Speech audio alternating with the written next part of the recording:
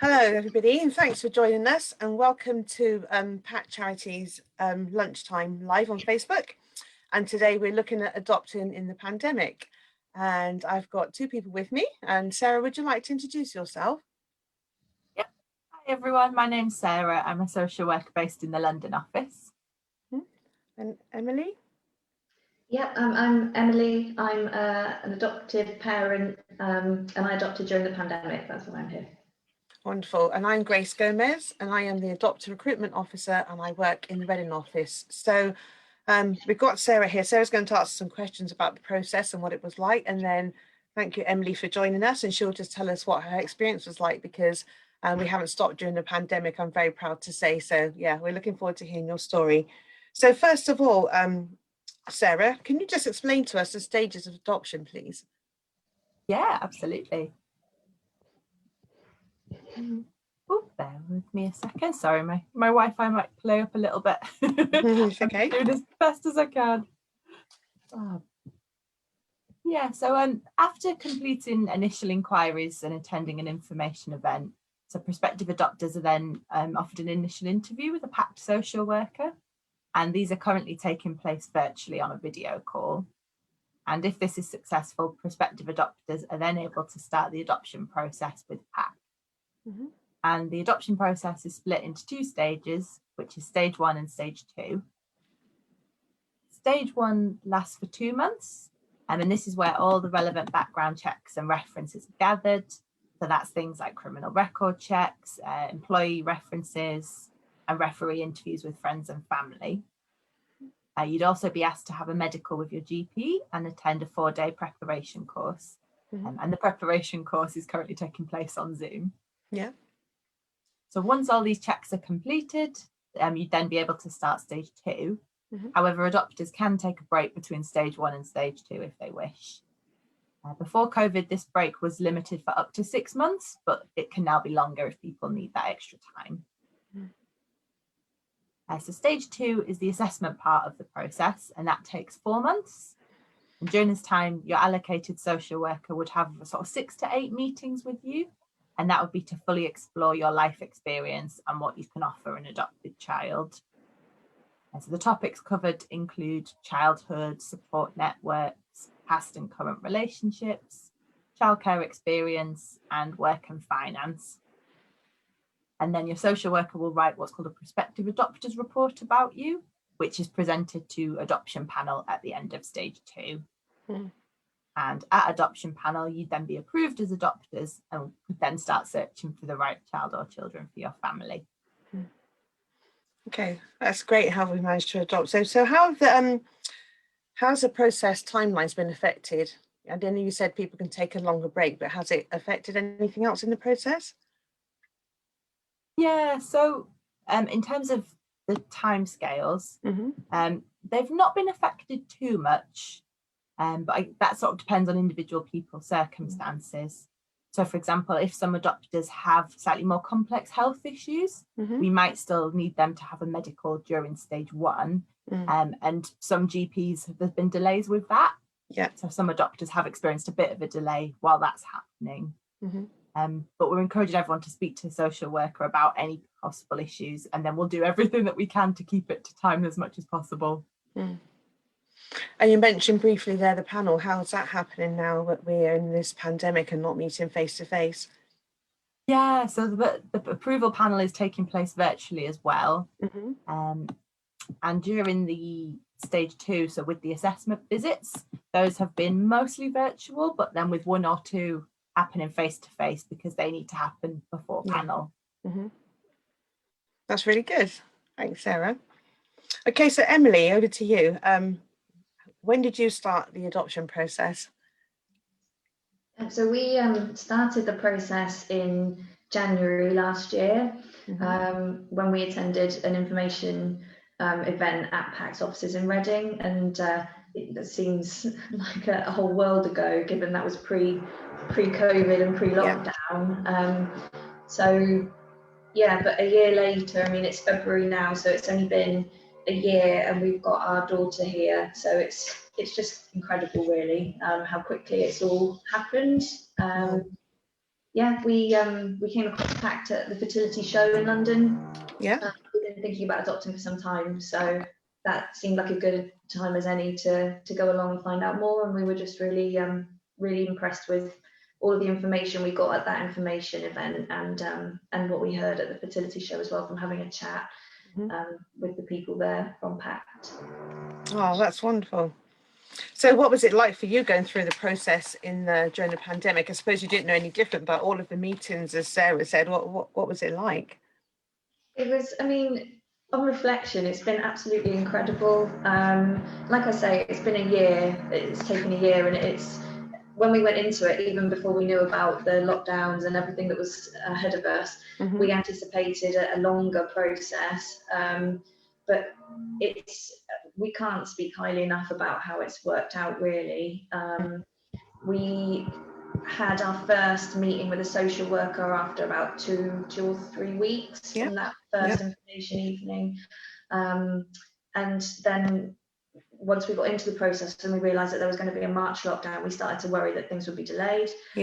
Actually, we shouldn't have worried for a minute, because PACT seemed to adapt really quickly, and enviably in many ways, given that everyone was trying to move things online and keep things progressing in all fields. So yeah, it was quite incredible, really. I think that what we found was that there was a lot of proactivity on the part of our social worker to keep things moving, and even things like the training, which was mentioned previously, being online. We couldn't have asked for better. We did think, oh, it's a shame we won't get to meet people in person, but actually the training was expertly managed, and it didn't feel any less rigorous or any less thorough for being online. And actually we've managed to maintain really good links with other adopters who are at various stages in the process themselves, so we can keep in touch with them and their journeys. Yeah, it's been incredibly positive, and we always say that everyone's had such a rubbish year, and then Corona has had so many challenges, but it's just been the best year, controversially for us. So that's wonderful, thank you. So what about the linking and matching process? What happened there, and how did you find that? Yeah, sure. So ultimately, the linking and matching process was really exciting. I think it was another area where we thought, we've gone through all of this sort of information capture from us, and the sort of initial application, and all of this. And this might be the part that slows everything down, if trying to find a match. But it definitely wasn't the case. We were supported to set up a profile on the Linkmaker website, which is where all the children's profiles are uploaded. And we had our own family finder in Hannah, one of PACT's family finders, who, again, so proactive, so supportive, and really managed to keep our feet sort of firmly on the ground when we started to worry, or if we had any anxieties. So that was really positive. We had time, because we were in a pandemic, to set up a little video that we put on the Linkmaker website, it felt very positive to be able to do something like that, to share a bit more about us, and put ourselves out there for other social workers and family finders to find us. I think that the most incredible thing that we experienced was Hannah's just how well she knew us, and the sort of child that we were looking for as well. So we went to panel where we were approved as adopters, and the same day Hannah came to us and said, I've potentially got a match for you. Wow. Which was about foster to adopt placement, which didn't actually work out, and that does happen in foster to adopt sometimes. But again, Hannah's so supportive, and she was straight back on, trying to find more profiles and options for us. And it wasn't long until she sent us another profile, and that happened to be the profile for our daughter. So it just she didn't skip a beat, really. She had a finger on the pulse. She knew exactly what we were looking for, and an incredible process. Oh, that's wonderful, thank you. And what was it like when your daughter came home? How was that managed? Oh, it was just incredible. I mean, it was only 3 months ago, so it was November. Yeah. And yeah, it was just the most incredible experience. I mean, the whole thing was planned out so well ahead of time. We had a timeline, like an introductions timeline that was prepared for us. Mm-hmm. We've been put in touch with our daughter's foster carer as well, who've very kindly been sending us photos and pictures and sending us information about, you know, what she liked and what we could prepare for when she arrived. Mm-hmm. And yeah, the whole introductions process was so thoroughly managed. I think that, you know, it was created with our girls' needs in mind, Mm-hmm. to make that as comfortable for her as possible. Yeah. In terms of the actual like meeting our girl, we had a long journey. It was 3.5 hours to travel to meet her. We didn't sleep at all. We were so excited. All of this, and obviously being in lockdown, we were concerned that that might have to be delayed, but it was fine as it worked out. We got to where we needed to be, and we were staying in a flat for a week, and we just went straight round to meet our girl at the foster carer's home. They welcomed us. They were absolutely incredible, you know, opened up their home, gave us slippers, all sorts of lovely things. And yeah, we were just so delighted. She was more than we could ever have dreamed. You know, meeting her in person, you just can't imagine what she'll be like. And yeah, our expectations, you know, were just blown out of the water. They were just, she was amazing. And during that week of introductions, it was really long and intense and very emotional sometimes, not just for us, but for her foster carer who cared very deeply for her. But we were so well supported. Our social worker was calling. Because of the pandemic, she couldn't travel to be with us as she'd hoped to, but she was calling and checking in. And we also had support from our daughter's social worker too.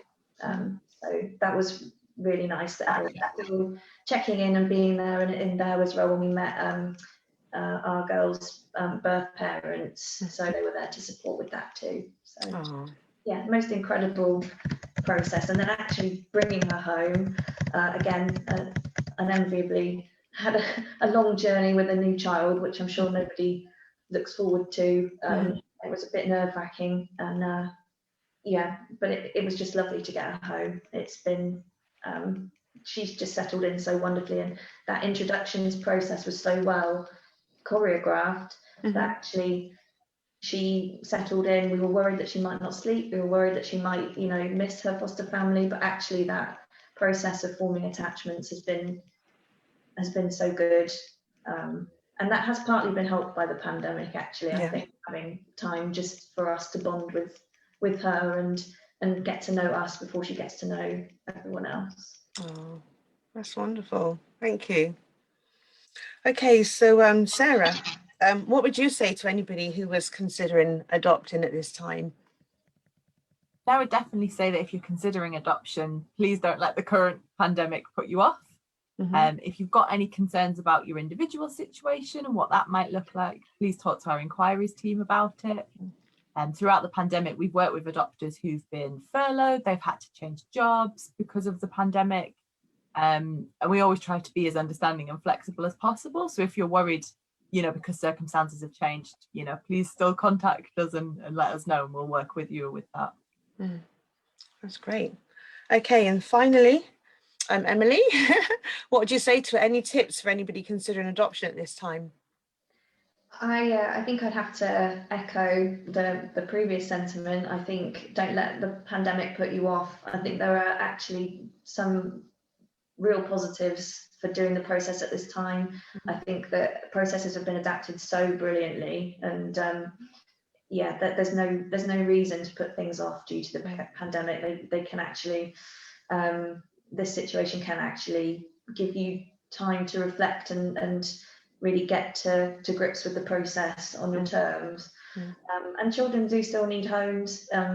For us, this is the best decision we could have made.